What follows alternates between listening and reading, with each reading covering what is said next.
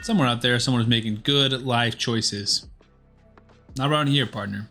Not around here. Today we're going to spin the challenge wheel. If you guys didn't watch this last time, basically we spin this one wheel. It's going to land on something. Let's say it lands on a rare champion. We have to then build a Ultra Nightmare Clan Boss team with 5 champions that fit that requirement. So last time we did champions that don't have an aura. So no aura lead. We had to build 5 champions like that to build an Ultra Nightmare team. And we did pretty well. We did 62 million. This is tough. This is difficult. I think this is fun. If you guys think it's fun, subscribe to the channel for more fun daily raid content. Let's go ahead and spin the wheel and see what parameters all of our champions have to fit under. We've already done void champions and champions with no aura. Looks like today it's going to be poison champions, the OG clan boss damage dealers, the poisoners themselves. So the parameters are simple.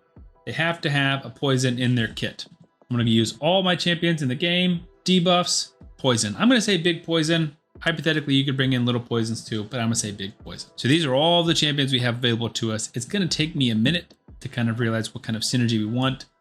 Obviously, there's tons of damage doing options, but I want to see what other stuff can these people bring in.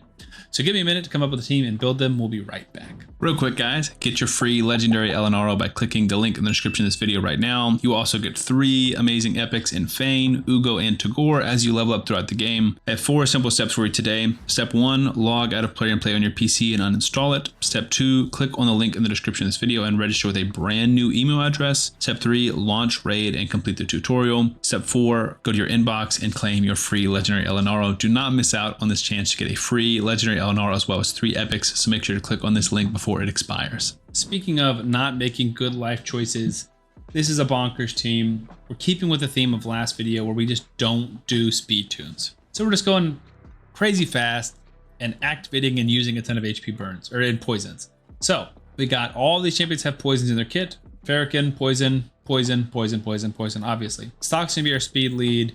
He is gonna do poison. If there's someone under HP burn, which we should have sometimes, places poisons and weaken instead, also places continuous heal. We're gonna need the heals. Volatile mixture activates poisons and HP burns and continuous heals. Terminator at fill, poison and HP burn extension. I'm almost thinking we don't use this, even though I like the Terminator fill. I think the extension is gonna be big. So I'm gonna turn this one off. Could be wrong. I'm gonna open up with Reality Acid because I really want the poison sensitivity. But realistically, we just want to activate, and I'm honestly not going to use this because I think we have enough poisons coming from everywhere else. So we'll use it once, and then just debuff extension and poison and HP burn activation. Fahrakin, prioritize the ally attack, then the brand of shame. So he's going to place poisons. We're going to prioritize our neurotoxin, I believe, which is decreased defense and decreased attack, and then the poison and AoE reduction. Prioritize our... kind of let her do what she wants, right? So ally attacks will give her more poisons. She can do increased defense, increased attack. We don't really care about Hex, but strengthen and shield is also big. I have no idea what this is going to do, right? We're all pretty fast. I think I briefly showed the stats. We'll highlight them. 226, full crit rate, 386 accuracy. 211, a little bit slower, full crit rate, 464 accuracy. 316, very fast, full crit rate, 257 accuracy. 292, pretty fast, decent crit rate. 275 crit damage, 543 in the accuracy, built for Amius. Mithrala, 309 speed, no crit rate, 496 on the accuracy, high defense. So few people are kind of squishy, no reviving, but we should have some healing. Basically just go very, very fast and see what happens. It's the opposite of like a logical built out speed tune. I was looking at Euros and doing ally protection teams and Taragi, and I'm sure that there are awesome things that we could have done. But a lot of times I feel like I overtune some of those teams, and that's less fun, in my opinion. Let me know in the comments if you disagree. But I kind of think balls to the wall, let this team just go crazy. Let's see what they can do. Look at all those poisons. There's poison extension. Now we just want to use poison activation between Dark Kael and Venomage. Maybe there's something to be said of with how much he's going to extend. We should have just only have them do their A1s or Venomage do their A2. I'm not sure. I don't know. But I know that with the ally attacks and with Stokk's A1, we're going to get a ton of buff extension. Those poisons are already getting super, super long. Dark Kael is bad affinity, so is Venomage. Didn't realize that. That hurts us a little bit. Maybe should have brought in an Annex or a Fane, but I really, really like the idea of all these poisons and just activating them. Because a lot of times when you activate poisons, it just feels like a waste, right? Like, why would we activate these poisons when they're just going to tick off already? And this is why, because you might have 8 poisons on a boss at a time. I don't think we're going to live super long, but we're going to take a ton of turns. And ideally, we're going to activate a crap ton of poisons. I think Stokk is going to be the MVP of this team. Arguably, he should have turned off his A3 and just done the A1. But that's, you know, hard to tell. Who would have known? Definitely not me. Maybe same thing with venomage and kael. Should have just been doing A1s over and over again. We'll see. Decreased attack's definitely a big one to keep up. Hopefully we can continue to have that. Hero reduction is not bad because it does give us some damage. Mitigation coming from venomage is passive. And then with how fast we're going, Mikage should do a pretty good job of cleansing us whenever she needs to. Anyways, I'll go ahead and speed it up. Let me know in the comments if you guys have an idea. I really don't. We could die at 20. We could die at 70. I don't know. I don't think we'll make it to 70. My goal would be 35 million, so like 2 a 2 key. That would be a success to me for this ragtag team of poisoners.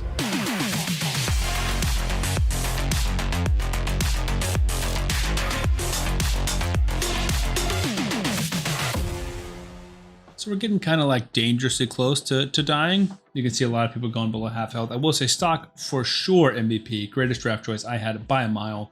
So much healing, and I think so much damage, and the speed lead. Like, he's just doing a ton. I will say I think we could have used the A2 on him safely, but that's okay. We could have done lots of things differently. I started this video out by talking about how I don't make good life decisions, and clearly that is showing in my work. But we just hit a 2 key 35 million with this fun random ragtag team of champions, and I think it's working very, very well. Mithrala doing awesome work. She's like the best support that we have for sure. There's a shot that she might be the biggest damage. I don't know. Fahrakin, super clutch with the ally attack. Dark Kael and Venomage were kind of like the backbone of this team in my brain, and they're probably the most disappointing part of this team, if we're being completely honest. But that's okay. I still think it's great. I still think it's fun, and arguably pretty good results, depending on how you look at it. That was a weird stun animation. Got a little bit glitchy. But yeah, I mean, this is just very, very good damage. I knew people would start dying. I didn't think 3 of them would die at the same time, but they did. Stokk and Fahrakin, what affinity is Stokk?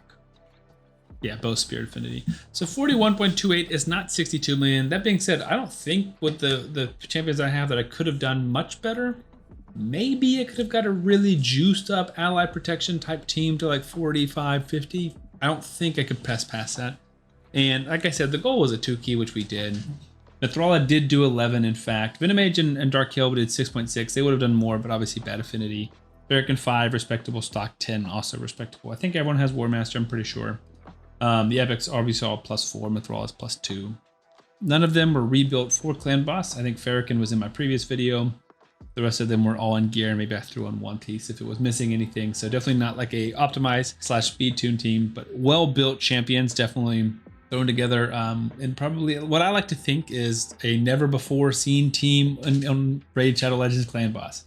I'd be very surprised if people use these 5 select champions, but maybe with the millions of players they have. If you guys like this fun randomness and want to see more of it, subscribe to the channel, and I will see you guys on the next one.